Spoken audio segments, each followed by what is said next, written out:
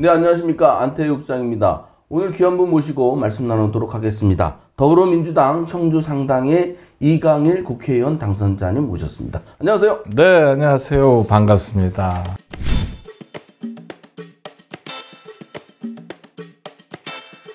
당선되신 지 한참 된 것 같은데 이제서 모시게 됐습니다. 당선 지났습니다만 좀 축하드리고 요새 어떻게 지내십니까? 어제는 뭐 국회 일정도 있으셨다고 하더라고요. 국회 일정이 상당히 많습니다, 사실은. 네. 당선되고 나면 실질적으로 22대가 개원되기 전에 21대 때 입법 활동을 했던 것들에 대해서 또 주요하게 물려받아야 될 것들이 있어요. 네. 이제 끝남으로 인해 가지고 사장되지 말아야 될 것들이 사장되거든요. 그동안도 뭐 정치적인 어떤 이슈 때문에 이제 민생 입법들이 사실은 제대로 처리되지 못한 것들이 있는데 이게 21대가 마감되면서 끝나는 경우가 생깁니다. 그러면 22대 때 이걸 다시 또 다루어야 되는 부분이 있어서 또 열심히 하는 의원이라면 당연히 쫓아다니면서 새로 22대 개원하면 또 해야 될 것들 찾아야 되는 부분들이 있고요. 여러 가지 또 바쁜 일들이 많습니다. 그래서 뭐 그럼 요새 청주도 계시고 서울도 계시고 왔다 갔다도 하고 그렇게 다니시겠군요. 그냥 서울에 며칠 있고 청주에 며칠 있고 이런 게 아니라 하루에도 왔다 갔다 하고 하니까 그런 거죠. 예. 그럼 뭐 국회의원 되신 거랑 똑같네. 의원들이 보니까 매일 하루 뭐 진짜 아침 저녁으로 왔다 갔다 하시더라고요. 네, 어쩔 수 없습니다. 그 이제 국회 등원이 5월 30날 이제 하시는 거잖아요. 네. 그럼 뭐 어떻겠습니까? 이제 국회의원 된 뭐 느낌이랄까? 뭐 그 분위기가 좀 나요? 아니면 소감이 좀 어떻습니까? 뭐 저에 대해서 아시는 분은 아시겠지만 뭐 20대부터 정치 일선에 있었지 않습니까? 그래서 사실 그동안 이 정치, 특히 국회로 간다는 게 얼마나 힘든 일이라는 걸 좀 알고 있거든요. 그래서 사실은 그동안 중간에 한 10여 년 동안 정치를 접었던 일도 그런 맥락이 있는데요. 뭐 새롭다기보다는 이미 알고 있는 일인데 앞으로 걱정이 태산입니다. 많은 기대를 어떻게 가슴에 안아내고 일을 제대로 하실 수 있을 것인가. 모든 일을 못하겠지만 특정하게 몇 가지들은 이제 순서를 정해서 또 4년 동안에 꼭 달성시켜야 될 것들은 달성시켜야 되겠다. 이런 각오가 특별하죠. 다른 사람보다는. 그러시군요. 그 제가 왜 특종은 아니고 단독 보도 했지 않습니까? 입원하신 거? 어떻게 하셨어요? 근데 그때가? 누가 얘기해가지고 그래서 병원 관계자한테도 뭐 물어보고 했었는데 어쨌든 아이고 몸은 좀 어떠십니까? 좀 쉬지를 못하셔서. 예, 아직은 뭐 완전히 회복된 것 같지는 않습니다. 아시겠지만 청주에서 저만큼 장기간 그 선거를 치르고 당선된 사람이 없어요. 이번 4명 당선자들이. 나머지 3분은 갑자기 다 되다시피 한 거고요.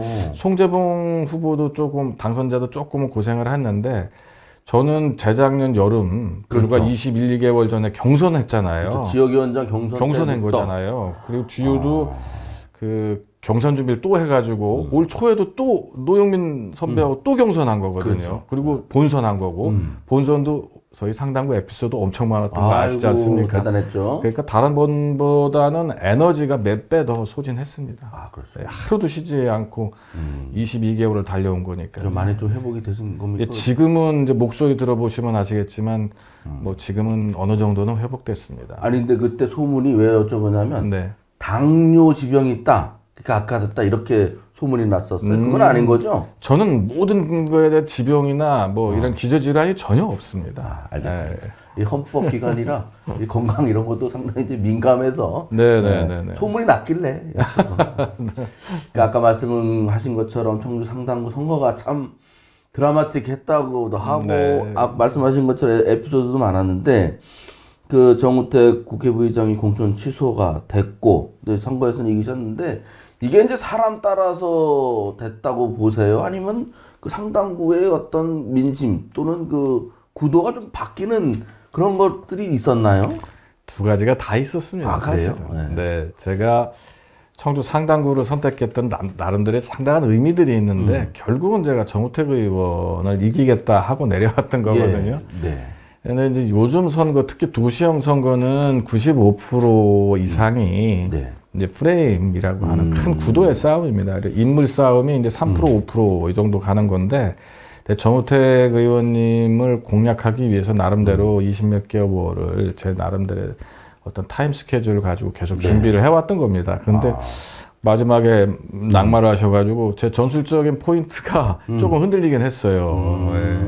왜냐하면 그렇게 지역에서 아주 침착돼서 네. 꾸준히 저변을 갖고 계신 분하고의 선거 방식하고 갑자기 날라온 사람의 바람에 선거하고는 좀 전술적인 게 다르거든요. 네. 근데 완전히 180도 다른 사람으로 후보가 교체돼버린 거거든요. 네, 그러면 더 쉬웠던 거 아니에요? 사실은 네. 가던 관성적인 방법이 더 쉬워요. 20몇 개월 쭉 준비하던 과정으로 갔던 게 원래 선거운동은 더 쉬운 건데 갑자기 바람의 선거가 돼버리니까 이 선거 전술을 또 바람으로 바꿔야 되잖아요. 그래서 굉장히 리드미컬하고 그 다음에 어떻게 보면 라임이 들어가 있는 선거운동 반복적이고 명쾌하고 경쾌해서 아이들이 따라 부르기도 좋게 만들고 젊은 사람들 귀에 쏙쏙 들어가는 걸로다가 선거송도 다 바꾸고 로고송도 다 바꾸고 그래서 그 애들 운동이 나온 거예요. 그렇죠. 그래서 학생들하고 엄청나게 사진을 많이 찍었습니다. 그래서 그런 부분들이 만약에 정우택 의원하고 대결했다면 로고송이 그런 방향으로 가지 않았을 겁니다.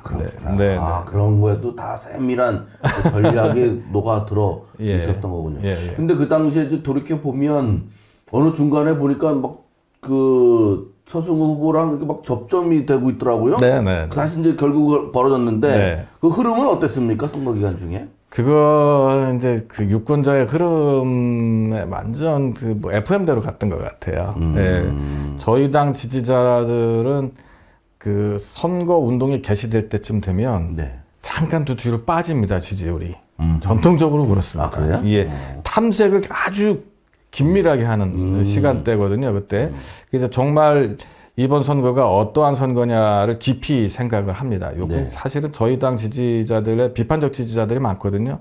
근데 비판적 지지는 어느 정도 지식적 소양이 없으면 비판적 지지가 잘 안 됩니다. 그러니까 지적 수준이 좀 높은 사람들이 그때 굉장히 탐색을 하고 고민들을 합니다. 그래서 저희 지지율이 잠깐 빠지고요. 네. 그다음 접점으로 붙었다가 결국은 좀 이성적인 그 투표 행위로도 전개되면서 저희가 이제 정권 심판에 대한 구도에 대한 부분에 대해서 이 사람들이 이제 확신을 갖게 되고 이건 정권 심판으로 가야 된다.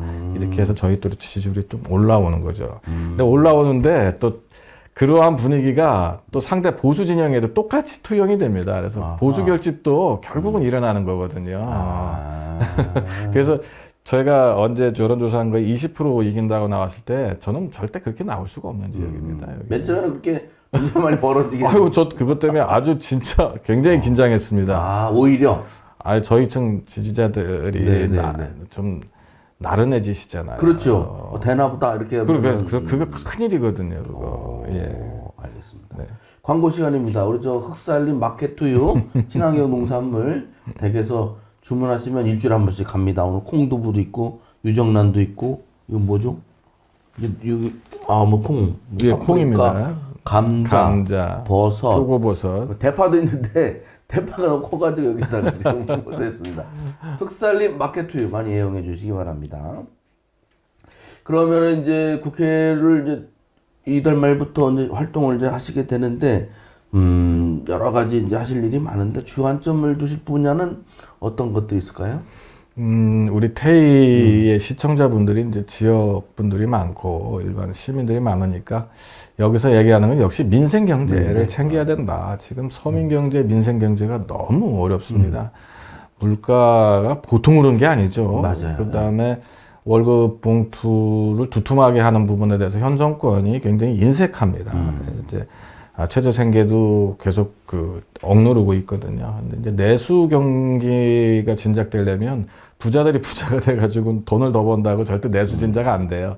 서민이나 국민 주머니에 돈이 들어가야 이게 나오고 그것이 선순환 구조를 이어서 민생경제, 서민경제를 활성화하거든요. 이런 부분. 그 다음에 지금 가계부채가 1100조 원을 넘어갔어요. 이미 참 저가 선거할 때 이대로 가면 1200조 금방 간다 했는데 1200조가 아마 잘못하면 올해 내로 1200조 돌파할 것 같습니다.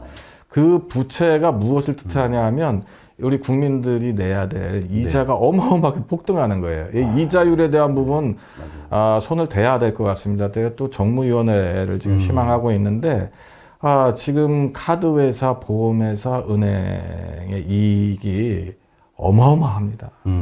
이것들이 다시 서민들한테 혜택이 돌아가야 된다. 그래서 이제 이율 조정을 좀 해야 되지 않겠느냐 이런 생각이 좀 강하게 됩니다. 일단은 서민들의 경제 살림을 보듬고 살피는데 최우선적으로 네. 정책을 해야 되겠다, 입법 활동을 해야 되겠다 이런 생각입니다. 네. 그리고 이제 뭐 계속되는 얘기인데 뭐 여야 영수회담도 확건했습니다만 그 최상병 특검도 대통령실에서는 거부할 것 같고, 네. 뭐 이렇게 이제 대결구도 또는 이제 대립구도 이런 게, 여수야대 국면에서 지속될 것 같은데, 윤석열 정부 견제, 이런 거는 어떻게 민주당에서는 할 것 같습니까? 아니, 그리고 의원님은 어떻게 해야 된다고 생각하시나요? 저는, 그 질문에는 조금, 죄송합니다. 잘못된 네. 질문이다. 네, 윤석열 정부에 대한 견제는 저는 하지 않습니다. 그리고 해서도 안 된다. 단 한 가지 윤석열 정부가 잘못하고 있는 부분에 대해 빨리 깨우치게 만들고 제대로 된 방향으로 나아가게 만들어서 그걸 옆에서 야당이 굉장히 도와줘야 된다. 이런 생각이거든요. 오늘 대통령이 민생 토론회를 재개를 했더라고요. 네, 처음으로 네. 또 했는데 네. 오늘 여기 좀 제가 우려되는 얘기를 이분이 하셨어요. 개혁은 적을 만드는 일이다. 그리고 기득권을 지키려고 정권 퇴진 운동을 한다 이렇게 얘기를 하거든요. 근데 요번 이 대통령이 지금 인식이 너무 잘못됐는 게 요번 총선 민의를 살펴보셔야 돼요. 총선의 대다수 유권자들의 심판을 받은 게 누굽니까? 현 정부 아니겠습니까? 그러면 국민들이 봤을 때 지금 현재 기득권은 야당이 아닙니다. 지금 여당이 기득권인 거고요. 지금 검찰 권력이 기득권이라고 국민들은 결론을 내리신 거예요. 그래서 이번 총선 결과를 그렇게 준엄하게 내리셨는데 대통령은 지금 또 딴소리를 얘기를 하시네. 그래서 진짜 이 사회에 국민들이 혁파해야 될 기득권을 뭐로 보고 있느냐. 그래서 이번에 거부권을 남발하고 있는 행정부 수반의 권력이 너무 무소불위 아니냐 이런 부분하고 그 다음에 필요에 따라서 어디는 수백 번씩 압수수색을 하고 없던 죄 없으면 잘 안 나오면 옆에 별건 수사를 해서 또 만들어내고 또 만들어내고 이런 권력이 문제가 있다고 보는 거예요. 이게 검찰 권력이거든요. 지금 야당한테 선거로 심판받고 압박받으니까 그동안 한 번도 조사 안 하고 멈춰서 있던 대통령 가족에 관련되는 거라든가 이런 거 지금 수사 들어간다고 기다려달라고 다시 그러지 않습니까? 이전에 하면서 기다려달라는 게 아니고 요참에도 시작을 했잖아요. 그래서 네. 제가 이 정권을 견제한다는 개념이 아니라 이 견제 개념보다는 잘못하고 있는 부분은 빨리 잘할 수 있도록 빨리 돌려놓고 잘하고 있는 건 같이 힘을 보태주고 해서 제일 시급한 민생경제 빨리 회복시키고 나머지 국정에 대한 올바른 방향으로 나가는 데 대해서 도움을 주는 어떤 동반자적 입장에서 현 정권에 대한 시야를 가져야 된다. 그래서 견제 개념으로 먼저 다가가지는 않겠습니다. 일단은. 네. 요즘 우문현답을. 그러셨습니다. 네. 감사합니다. 네. 자, 그리고 이제 정무위원회는 어디 소관 부처가 어디예요? 이제 국무총리실 하고요. 거의 이제 은행권과 관련되는 데가 좀 많고요. 그래서 민생 경제와 관련되는 이제 서민 입법과 관련되는 일도 굉장히 많습니다. 그래서 정무위하고 산자위가 이제 그런 부분에서는 제일 많이 민생경제 법안들을 많이 다뤄내거든요. 그쪽, 근데 신용 관련 업무도 네. 정무위입니다. 네. 제가 여기 당선인들께 공통적으로 드리는 질문인데, 활동은 잘 하시겠지만, 이 초선이라, 네. 지역 주민들이 네. 그런 약간의 그런 불안감? 그런 거 있지 않습니까? 잘하기를 이제 기대하면서도 어떤 초선의 핸디캡, 어떻게 잘 극복하셔야 될 것 같은데, 어떤 국회는 활동을 많이 해보셨지만 국회의원은 처음이잖아요. 네. 근데 이제 이렇게 생각해 주세요. 저 이강일도 이제 서울시 의원을 해봤고요. 서울시 의회는 시스템이 국회 시스템하고 거의 똑같습니다. 예. 그리고 서울시 의회의 건물 자체가 우리나라 재헌의회 국회 건물입니다. 네. 여기서 또 이광희 당선자도 사실은 도의원을 2번 하셨죠. 네. 그다음에 송재봉 당선자도 이제 청와대 일을 해봤고, 네. 우리 이현희 당선자도 당에서 정책 일을 좀 하면서 국회의원들하고 상호 보좌하는 업무를 굉장히 많이 했었거든요. 그래서 초선이라도 업무가 미숙해서 시행착오 겪을 일은 별로 없을 것 같아요. 단지 아까 말씀드린 파워 이런 얘기를 하시는데 저는 선수가 많다고 그래가지고 특별히 큰 지역에 많은 일을 했다고는 잘 보지 않아요. 그런데 옛날에나 그런 경우가 좀 있었는데 지금은 국회의원의 권한은 주어진 법적 권한이 누구나 다 똑같아요. 근데 단지 상임위원장급이 되면 자기 상임위원회와 관련되는 지역 예산을 먼저 챙길 수 있는 어떤 해안이나 이런 게 좀 있어서 그런데 실제 그거보다는 예결에 들어가는 게 훨씬 더 효과가 있습니다, 요즘에. 그렇죠. 예, 그래서 선수 너무 연연하지 마십시오. 그렇다고 선수 많으신 분이 지역사회를 위해서 예산 훨씬 뭐 많이 따왔다는 얘기 솔직히 못 들어보셨지 않습니까? 별 차이 없습니다. 네. 너무 걱정하지 마십시오. 맞아요. 그 예산. 지역은 예산이 중요하죠, 지역은. 민감하더라고요. 예. 알겠습니다. 잘 해 주실 것으로. 네네. 그리고 이제 뭐 2년마다 선거이고 또 2년 후에, 3년 후에, 4년 후에 매년 선거라면서요? 네. 그래서 이게 지금 이제 국회에 입성하시면 바로 또 2년 후에 선거도 있고 해서 또 이번에 노력하셔서 당선도 됐습니다만 지방선거도 준비를 하셔야 되잖아요. 네. 전략이라고 할까? 좀 먼 얘기긴 한데 어떻게 마음을 가지고 계십니까? 중요한 건 이제 저희 당 같은 경우는 당 노선을 얼마나 잘 이해하냐 당성에 관계되는 부분이 좀 있습니다. 저희 당의 가치는 이제 사람이 함께 사는 공동체, 인간 본연의 가치를 굉장히 중시하는 정당이기 때문에 그러한 가치에 부합하느냐가 일단 첫째 중요하고요. 두 번째는 시대적 소명이나 시대적 사명에 부응하는 사람이냐입니다. 저를 맨 처음에 왔을 때도 좀 지켜보셨잖아요. 네. 뭔가 조금씩 다른 부분이 있는데 그걸 빨리 이해를 해주는 분이 좀 필요해요. 물론 지금 요번에 동반 당선되신 청주의 다른 당선자들도 다 비슷하게 새로움을 많이 적응이 되어 계시거든요. 그래서 과거에 구태에 의연한 방식의 어떤 정치적인 행위라든가 그러한 조직 활동 갖고는 앞으로 미래지향적인 우리 청주 시민들의 요구나 욕구를 담아내는 대표자가 되기 힘들 것 같습니다. 그래서 그런 부분이 일단 중요하고 그리고 앞으로 남은 기간 동안에 당과 저희 지역위원회와 그 다음에 지역 주민들을 위해서 얼마나 봉사하는 모습을 보일 거냐. 옛날처럼 본인들이 어떤 과도적인 모습이 아니라 봉사자로서 납작 엎드려서 현장으로 들어가느냐 이런 모습을 보여주느냐 못 보여주느냐가 인자로서 되게 중요하다. 그리고 선거는 기본적으로 사람을 잘 세우면 이깁니다. 그래서 네. 그러한 사람들이 잘 육성이 되고 그러한 사람들이 저희들의 어떤 후보로서 그 유권자 앞에 잘 포장돼서 상품으로 내놓게 된다면 같은 값이면 그러한 상품 사시지 않겠어요? 네. 저는 그렇게 될 거라고 보고 있습니다. 아니 그러면은 그 뭐 새술은 새부대 싹 갑니까? 그런 건 아니죠. 새로운 분이 새로운 거를 받아들이기 더 쉬울 수는 있어요. 하지만 옛날부터 해오셨던 분도 새롭게 자기 자신을 리셋, 그러니까 새롭게 자기 자신을 만들어내는 일에 소홀하시면 안 된다는 말씀을 드리는 겁니다. 과거의 경험을 갖고 계시는 소중한 경험만 갖고 있으시면 뒤처진 거거든요. 그래서 그러한 소중한 경험에 새로운 시대적 요청에 부응하는 스타일을 좀 덧대야 된다. 그래서 그것과 그것이 좀 합쳐지면 훨씬 더 유리하실 거예요. 예. 그 차기 지방선거를 준비하시는 분들은 그 이강일 당선인 상당부 지역위원장님 말씀을 잘 새겨 들으셔가지고 잘 소통하시고 준비를 잘 하시면 좋을 것 같습니다.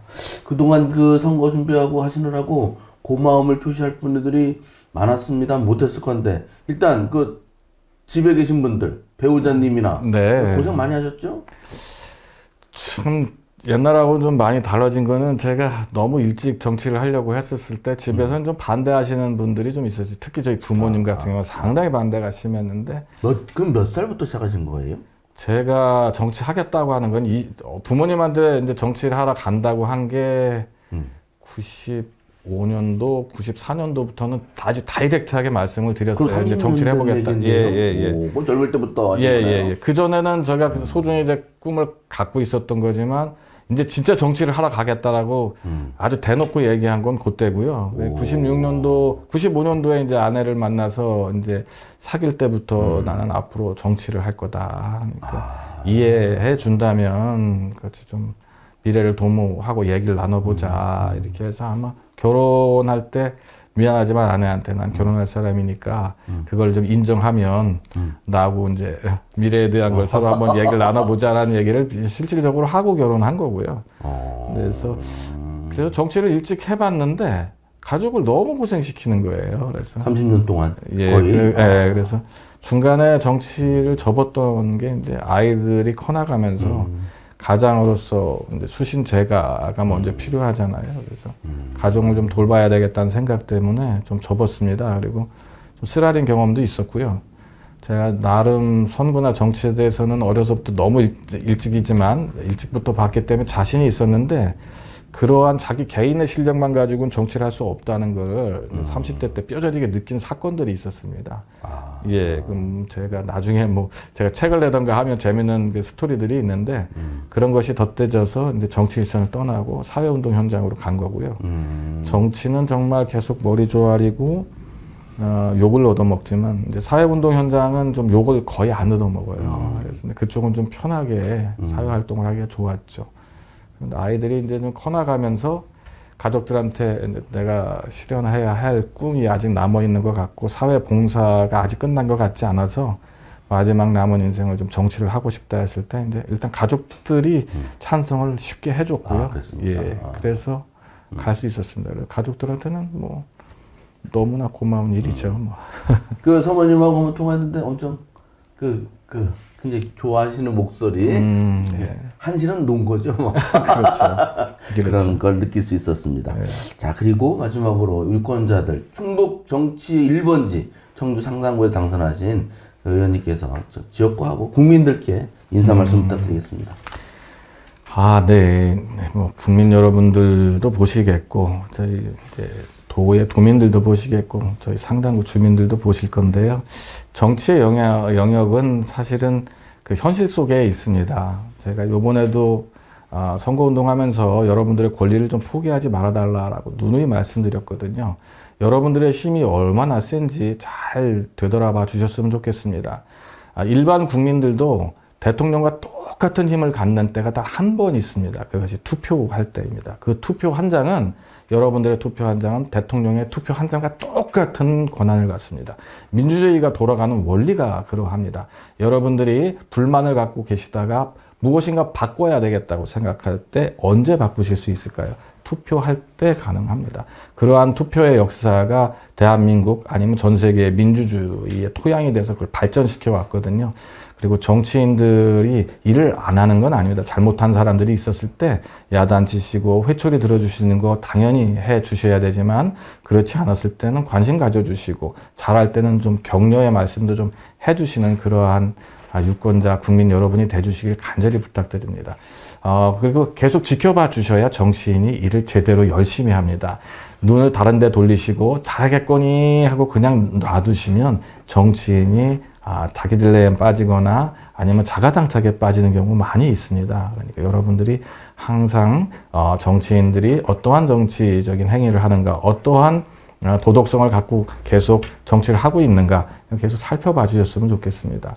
그리고 문턱 높지 않습니다. 연락처 아시는 대로 전화를 잘 하면 전화 잘 못 받거든요. 워낙 바빠서 그런데 문자나 카톡으로 지역의 민원이라든가 정치 현안에 대한 어떤 제언이 있으면 항상 남겨주시면 절대 간과하지 않고 다 읽고 있다. 이렇게 말씀드리고 싶습니다. 하여간 요번에 뽑아주신 만큼 열심히 할 테니 잘 지켜봐 주시고 여러분들 기대에 부응할 수 있는 정치인 되도록 최선을 다하겠습니다. 하여간 다시 한번 감사드립니다. 고맙습니다. 네, 감사합니다. 네. 그 의원님, 등원하시면 보좌진들도 있어야 되잖아요. 네. 그거 보니까 유명 가수 아버지도 보좌관이 된 것 같은데 어떤 분들로 이렇게 보좌진들을 다 준비가 되셨습니까? 네, 네. 우리 청주가 나온 이제 트로트 가수 중에 이제 김사나라는 가수가 있어요. 이거 광고 좀 됐으면 좋겠는데. 그 김사나의 아버지가 대학 생활에 학생 운동하고 뭐 할 때 저하고 아주 가까웠던 후배거든요. 그래서 그 친구가 지역을 좀 맡아달라 제가 부탁을 했고요. 정치를 하기 싫어하고 선거판에 있길 싫어하는 친구라서 각별히 책임지고 좀 형 동생 하는 사이니까 형 좀 도와다오 해서 지역은 그 친구가 좀 맡을 것 같습니다. 그런데 국회에서 일할 친구들은 요번에 제가 많은 사람들을 두고 선거를 치른 게 아니다 보니까 국회 전문적 소양을 가진 친구들을 공모를 했어요. 그러셨어요? 예, 그래서 저희는 보좌진의 절반이 공모된 사람들입니다. 그래서 다른 의원실하고는 좀 다를 것 같습니다. 다른 의원실은 선거 때 같이 했던 사람들을 거의 다 데리고 가고 한두 명 많아봤자 3명을 뽑는데 저희들은 뭐 절반 이상이 이렇게 국회에서 전문적으로 일을 하고 있는 보좌진을 응모해서 뽑았습니다. 좋은 분들이 잘 보좌하시길 바라겠습니다. 오늘도 바쁘신데 이렇게 나와주셔서 고맙습니다. 아유, 불러주셔서 감사합니다. 네, 감사합니다. 열심히 하겠습니다. 감사합니다.